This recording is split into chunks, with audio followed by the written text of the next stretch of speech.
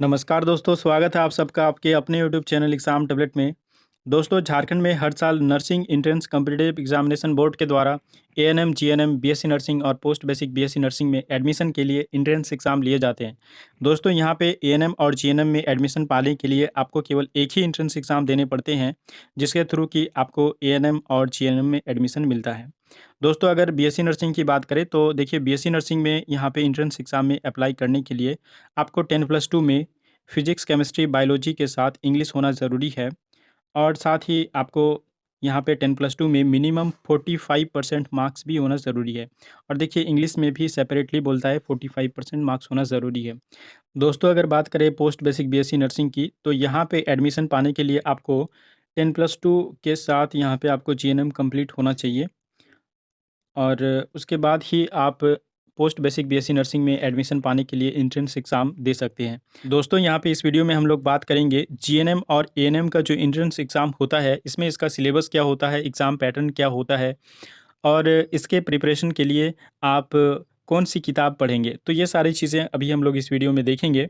दोस्तों, यहाँ पे एएनएम और जीएनएम का जो एंट्रेंस एग्ज़ाम होता है, इसमें अप्लाई करने के लिए आपको किसी भी स्ट्रीम से 10+2 पास होना ज़रूरी है। देखिए यहाँ पे जीएनएम में यहाँ पे सिर्फ़ एक ही कंडीशन है कि आपको 10+2 में कितने परसेंटेज मार्क्स होने चाहिए, मिनिमम 40% मार्क्स होने चाहिए। और देखिए यहाँ पे साथ ही इंग्लिश में इंडिविजुअली भी कितना होने चाहिए, मिनिमम 40% मार्क्स होने चाहिए, बस यही कंडीशन है।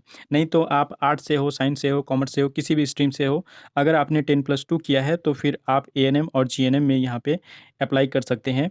और दोस्तों, यहाँ पे एएनएम और जीएनएम का जो एंट्रेंस एग्ज़ाम होता है झारखंड में, इसमें सिर्फ़ अप्लाई कर सकते हैं झारखंड के ही जो अस्थायी निवासी होते हैं। यहाँ पे देखिए साफ-साफ लिखा हुआ है कि झारखंड राज्य के अस्थायी निवासी या फिर स्थानीय निवासी की श्रेणी में आने वाले आवेदक ही नर्सिंग पाठ्यक्रमों में नामांकन के लिए पात्र समझे जाएँगे। तो देखिए यहाँ पे इसमें अदर स्टेट के कैंडिडेट्स इसमें अप्लाई नहीं कर पाएँगे। दोस्तों, अगर बात करें कि इसमें इसका एग्ज़ाम का पैटर्न क्या होता है और इसका सिलेबस क्या होता है, तो देखिए यहाँ पे जो आपको क्वेश्चंस पूछे जाते हैं, ये टोटल यहाँ पे 150 क्वेश्चंस पूछे जाते हैं, जो कि ऑब्जेक्टिव होते हैं, एमसीक्यू टाइप में होते हैं। और यहाँ पे जो आपका सिलेबस है, देखिए यहाँ पे आपको इंग्लिश पूछा जाता है और फिजिक्स, केमिस्ट्री, बायोलॉजी और फिर आपको मैथ पूछा जाता है एंट्रेंस एग्ज़ाम में, एएनएम और जीएनएम के एंट्रेंस एग्ज़ाम में।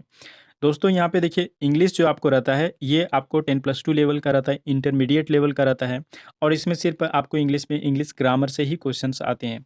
उसके बाद अगर बात करें फिजिक्स की, केमिस्ट्री की और बायोलॉजी की, तो देखिए यहाँ पे फिजिक्स, केमिस्ट्री और बायोलॉजी से जो आपको प्रश्न आते हैं, ये मैट्रिक लेवल के आते हैं, 10th लेवल के आते हैं। और उसके बाद अगर बात करें मैथ की, तो मैथ में भी यहाँ पे जो आपको सवाल पूछे जाते हैं, ये भी आपको 10th लेवल आते हैं। दोस्तों, यहाँ पे बात करें कि टोटल कितने आपको प्रश्न पूछे जाते हैं, तो टोटल यहाँ पे 150 प्रश्न पूछे जाते हैं, जिसमें कि आपको हर एक सब्जेक्ट्स पे आपको 30 क्वेश्चंस रहते हैं।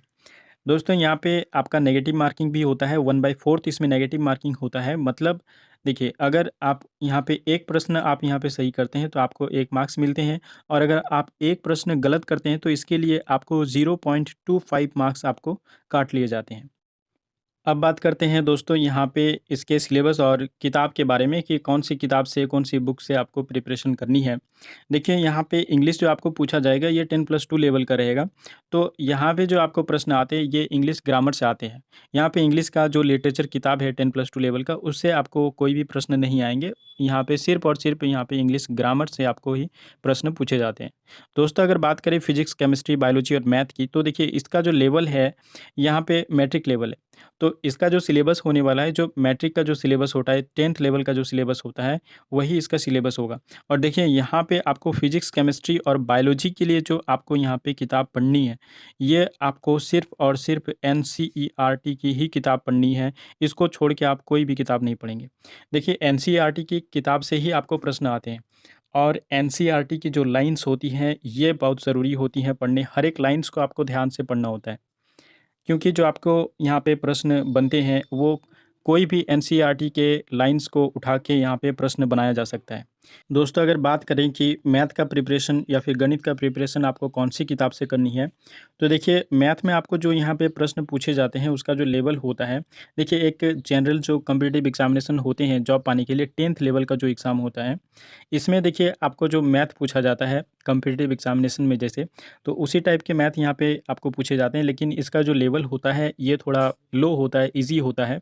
तो देखिए आप कोई भी जो जनरल कॉम्पिटिटिव एग्ज़ामिनेशन में जो मैथ पूछे जाते हैं उसका किताब से आप प्रिपरेशन कर सकते हैं। नहीं तो फिर आप आर.एस. अग्रवाल की जो किताब होती है उससे भी आप प्रिपरेशन कर सकते हैं। उसका फ़ॉर्मूला सबसे पहले आपको पढ़ना है, याद करना है और उसके बाद फिर आप उसके एग्ज़ाम्पल को भी बना लें, तो भी आप मैथ को आप कवर कर लेंगे। दोस्तों यहाँ पे जो हम लोग 2023 के एंट्रेंस एग्ज़ाम के लिए जो प्रिपरेशन हम लोग स्टार्ट करेंगे, देखिए यहाँ पे जो भी आपके सब्जेक्ट हैं, इंग्लिश है, उसके बाद फिजिक्स, केमिस्ट्री, बायोलॉजी और जो मैथ है, यहाँ पे सबसे पहले तो हम लोग चैप्टर्स को कवर करेंगे और उसके बाद जो आपका मोस्ट इम्पॉर्टेंट जो आपका टॉपिक्स है, उसको हम लोग कवर करेंगे और उसके बाद फिर जो आपका एमसीक्यू क्वेश्चंस है, उसको हम लोग कवर करेंगे। और जब देखिए आपका एग्ज़ाम होने में जब आपका 1 से 2 मंथ यहाँ पे बाकी रहेगा, तब फिर आपको वन लीनियर यहाँ पे क्वेश्चंस मिलेंगे जो कि आपको एग्ज़ाम में एकदम मतलब जो एग्ज़ाम के पर्सपेक्टिव से बहुत इम्पोर्टेंट होंगे, वैसे यहाँ पे सिर्फ़ वन लीनियर क्वेश्चंस आपको मिलेंगे।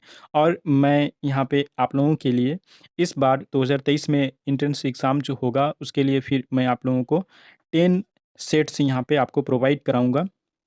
जिसके कि 10 सेट्स आपको एंट्रेंस एग्ज़ाम में जिस तरीके से क्वेश्चंस आते हैं, उस तरीके के मैं आपको 10 सेट्स आपको प्रोवाइड कराऊँगा।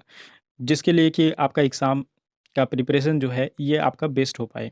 तो दोस्तों वीडियो को अंत तक देखने के लिए बहुत-बहुत धन्यवाद और वीडियो को लाइक ज़रूर करें और अगर आपके फ्रेंड्स या फिर आपके फैमिली में कोई भी मेंबर 2023 का एएनएम और जीएनएम का एंट्रेंस एग्ज़ाम देना चाहते हैं, तो उनको ये वीडियो ज़रूर शेयर करें ताकि उनके प्रिपरेशन में हेल्प हो पाए।